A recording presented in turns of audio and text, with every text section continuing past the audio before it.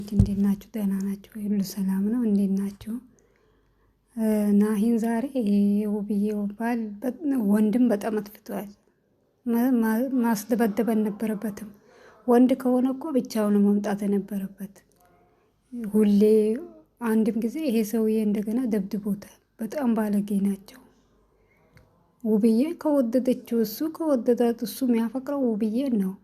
እቺ ሰይጣን ልጅ ዝም ብላ ውል ብላ ገብታባቸው ነው እንጂ ሰይጣን ይዛ ገብታባቸው ነው እንጂ እሱ እንደዚህ አይነት ነገር በጣም ጥሩ ሰው ነው ናሂ። በጣም የድሮ ትዳራቸውን መመለስ ቢችሉ ደስ ይላል። ግን ኢንሻአላህ ሊመለስም ይችላል። ለማንኛውም ይሄ ልጅ በጣም ባለጌ ነው፣ ቢያቆም ይሻለዋል። እሱ በጣም ነው ያከበረው። ደግሞ ሰው ይዞ ለምን ያስመታዋል? ሰው ባያመጣ ጥሩ ነበረ። ራሱ ቢመጣ ራሱ ፈርቶ እኮ ነው፣ ለራሱ ፈርቶ ሰው ይዞ ይመጣል። እሱ ከወደዳት እሷ ከወደደችው ማስማማት ነው ያለበት እንጂ በቃ ይቅርታ ብሎ መመለስ ነው ያለበት። የሚቀጣ ነገር ተቀጥቶ ማለት ነው ናሂ ማለት ነው። እሱ ገና ፈርም ብሎ ከዛ ይዞ መጥቶ እንደዚህ አይነት ትዳር የለም። እንደዚህም አይነት ወንድም የለም። ጭራሽ ሲጀምር ወንድም አመረለም። እንደዚህ አይነት ትዳር ማን ይፈልጋል? ቤተሰብ መግባት የለበትም ሲጀመር። ገባ አይደል? በጣም ሲከብድ ነው የገባው። ገብቶ ነበረ ደግሞ ለሁለታቸውም ወንድም ነው እሱ። አሁን ያን የስጋም ወንድሙ ባይሆን ለናሂ ያኔ የእሷ ወንድም ማለት የእሱ ወንድም ነው። መመለስ ነበረባቸው። ለማንኛውም ደህና ሁኑ። ሰላማችሁ ይብዛልኝ። ቻው ቤተሰብ፣ ደህና ሁኑ።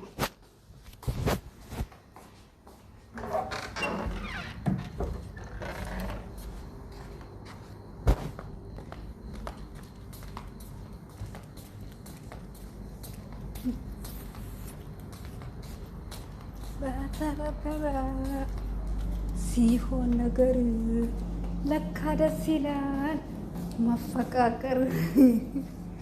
ሴት ያወጣችው ትንሽ አውርቻለሁ። አሁንም አልገባም። አሁን ገብቶ ላስደበድብን እችላለሁ። ሲራ ግን ደግሞ ስላከበርኩ ነው። አያር ለእግዚአብሔር ሲያጋልጥ እኛ አልጠራናትም። ከየት ነው የመጣችው? በስስት ነበር የማይሽ ቢከፋኝ ዛሬ ስለይሽ ያራቀኝ መንገድ ካጠገቤ ጥሎብኝ መከራ ለልቤ ላልችለው ምን አለ ባይሰጠኝ ከሰጠን ምን ነበር ባይነፍገኝ ተሟጦ ካለቀ ተስፋዬ ሐዘኔን ልጠበው በንባዬ ምን ሰው አለኝ ብዬ ችዬለይሻለው ቢገባሽ ከልቤ። ሰላም፣ እንዴት ናችሁ? ውድ የኛ ቤተሰቦች ደህና ናችሁ? እግዚአብሔር ይመስገን እኛ ደህና ነን። ያው እንግዲህ ቤተሰብ ያለውን ነገር እያያችሁ ነው። የውብዬ ወንድምም እያደረገ ያለውን ነገር እያያችሁ ነው። ዛሬ እንግዲህ ወደ እናንተ እኛ የመጣ ነው ያው ወንድሜ ልጆቹንም ውብዬ ነው ሊጠይቅ ዛሬ ቤት እና የለባበሰ ነው እንግዲህ ይኸውና የለባበሰ ነው ያለውን ነገር ታውቃላችሁ። ያው የውብዬ ወንድም የፍቺ ወረቀትም ውብዬ ጋር አምጥቶ ካልፈረምሽ ብሏታል፣ እያያችሁ ነው። እና ያው እንግዲህ ዛሬ ደግሞ ልጆቹን ናሂ ለማየት ውብዬንም በዛው ለመጠየቅ ልንወጣ ነው። የለባበሰ ነው ናሂ እና እንዴት ነህ? አለን። እንዴት ናችሁ ውድ ፋሚሊዎቻችን፣ የኛ ምርጥ ተወዳጅ ቤተሰቦች? የውብዬ ወንድም እንግዲህ እያደረገ ያለውን ነገር እያያችሁ ነው። እኔ ነገሮች ከአቅሜ በላይ ሆነዋል፣ ግን ደግሞ መጠንከር እንዳለብኝ ነው የሚሰማኝ። ለልጆቼ ስል መጠንከር አለብኝ ብዬ ነው የማስበው እና ዛሬ ውብዬን ለማየት እና ልጆቼንም ለማየት በጣም ነው ማለት ያለውን ነገር ቤተሰብ እያያችሁ ነው። እና የሌለ ነገር እያደረገ ነው። ፍቺ ወረቀት ጭራሽ አምጥቶ ውብዬ ጋር እንደዚህ ማድረጉ በጣም ከሱ የማይጠበቅ ነገር ነው። ምክንያቱም ወንድሟ ነው። ወንድሟ ሆኖ በጉልበት የሚያምን ሰው በጣም ከባድ ነው። እኔ እንጃ ብቻ በዚህ ዘመን በተለይ በጉልበት ሰው እንዴት ያምናል? ትዳር የሚሆነው በፍቅር ነው አይደለም? ውብዬ ትወደኛለች፣ እኔ እወዳታለሁ። ትዳር የሚመሰረተው በፍቅር ነው። መሀል ላይ ደግሞ ቤተሰብ ገብቶ እንደዚህ አይነት ጉልበት ምናምን የሆነ እኔ እኮ ማለት ነው የታገስኩት እኔ አንድ በእኔ ምክንያት ቤተሰቦቼ ማንም እንዲናገራቸው አልፈልግም። ሁለተኛ ደግሞ በቃ ጋሽዬን በጣም ነው ማከብራቸው፣ የውብዬን አባት በጣም ነው ማከብራቸው። እኔ እንደዚህ አይነት ባህሪ ማሳየቱ በጣም ነው ያሳፈረኝ። አይደረግም። በቃ ልጆችን መምታት ምናምን እናሹ መደብደብ ምን አመጣው? እኛ ትዳራችን ተዋደን እስከሆነ ድረስ እኔ ከውብዬ እስከ መጨረሻው መለየት አልፈልግም። በቃ ሚስቴ ናት፣ ህይወቴ ናት። እኔ አንድ ትዳር ነው ያለኝ፣ ከዛ ውጭ በፍጹም ሊኖረኝ አይችልም። በቃ እና በጣም ነው ያዘንኩት የምር። ግን ደግሞ ዛሬ እጄ ልጆቼን ማየት አለብኝ፣ ውብዬንም ማየት አለብኝ።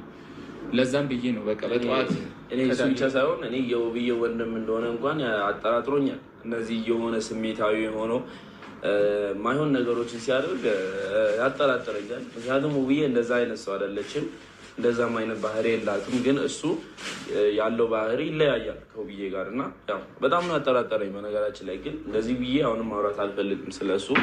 ያው እንግዲህ ዛሬ ውብዬን ልጆቹንም ሳያይ ትንሽ ጊዜ ሆኖበታል፣ አላየም፣ እስካሁን አልሄደም። ያው እዚህ ትንሽ ዲፕሬሽን ላይ ነበረ፣ በጣም ተገፍቶ ነበረ። ከጎኑ ነበርኩና ያው ልጆቹንም አላየም እስካሁን ሳያይ ብዙ ጊዜ ሆኖታል። እንግዲህ ዛሬ ደግሞ ሄደን ያው ውብዬንም ልጆቹንም ናሂ ያያል።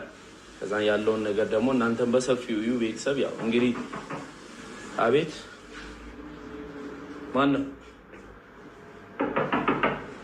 ነው የሚጠራው ሰው አለ?